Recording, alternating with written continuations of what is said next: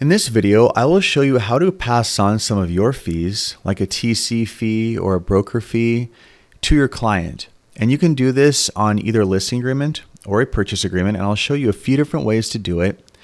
We'll start here with the listing agreement, and we go down to the compensation section. That's where you're going to charge your commission as a listing agent, and then see this "and" here in uppercase letters. You can add on an additional fee, like a flat fee. In this example, I have $500, and I label it as a TC fee. Now, you don't have to label it, but I do like the idea of having a label so that your client knows what the fee is for, and whatever you can fit in here, broker fee, compliance fee, whatever you want, you can write that in. This is the most simple and expedient way to charge an additional fee to offset some of your overhead, some of your hard costs. A lot of other service professionals do this, by the way. I mean, if you use a CPA or an attorney, I mean, they're charging you even for printing out copies or sending postage. Now, I think that sort of nickel and dime business is not good and unusual in real estate. I don't advocate nickel and diming clients, but having your client contribute for some of your hard costs, especially if you have to discount your commission, is wise, in my opinion. Now, another way to do it on the listing agreement is to scroll down to here. Additional terms, and this is line K. We're still in paragraph 2, and we write, now this is important, in addition to paragraph 2C1, seller to pay coordinator fee of $500. Now, this is assuming that we didn't add anything here. It's all blank. We have our percentage here, right? All of this is blank. Instead of putting it here, and let's say we want to write it out, this is where we're going to do it. Paragraph 2, line K, and it's important to write in addition to paragraph 2C1. The reason is that you can deliver this to escrow and say, hey, I'm entitled to this in addition to the commission, and this is already signed by the seller. It's on a form. It specifies in 2C1 who's getting paid.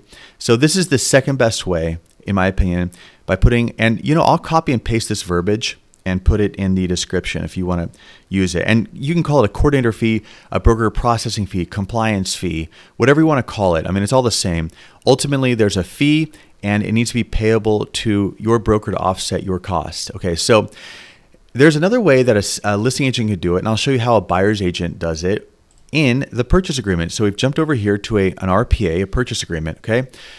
Now, how you can add a fee is you'll scroll down to page 3. Let's go down to page 3 of 17. It used to be in prior versions of this form that you had these auxiliary lines where you could write it in. It's very convenient. You could just check a box. Like if you're writing an offer, let's say you're a buyer's agent, you could check a box and write, and it has buyer here, and you just put transaction coordinator fee payable to such and such. But Carr ruined these lines when they did this last version, or whenever they changed this format right here. These lines are virtually unusable. They're junk. They're terrible. So I would not recommend using these lines anymore. I would recommend simply going to other terms, and I recommend putting in, and I have 2 examples here for both sides, both parties paying their own fee to their own agent or broker. Buyer to pay transaction coordinator fee of $500 to Balboa Real Estate. Or you could put the name of a TC company if you use a third-party company. But you need to show who is paying what to whom.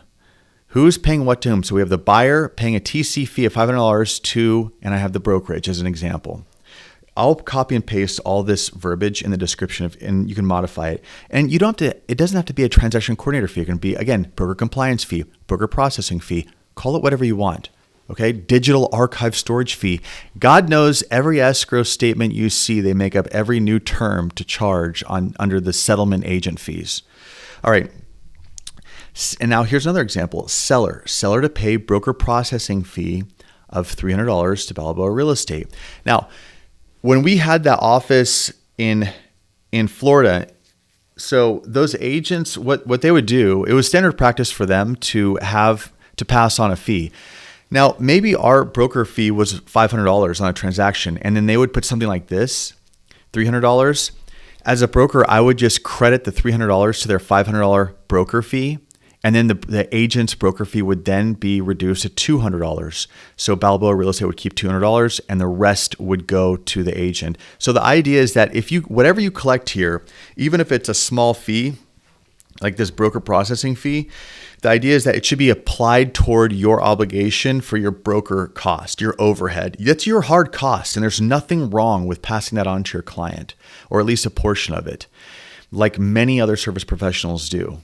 So, even with tradesmen that do the cost of material, stuff like that. You pay a hard overhead fee with your brokerage. So this is the other way to do it here, is putting in other terms. I suppose if you want, you could squeeze it in here, but I don't recommend it. These lines are just no good. The way they're formatted is just so backwards and useless.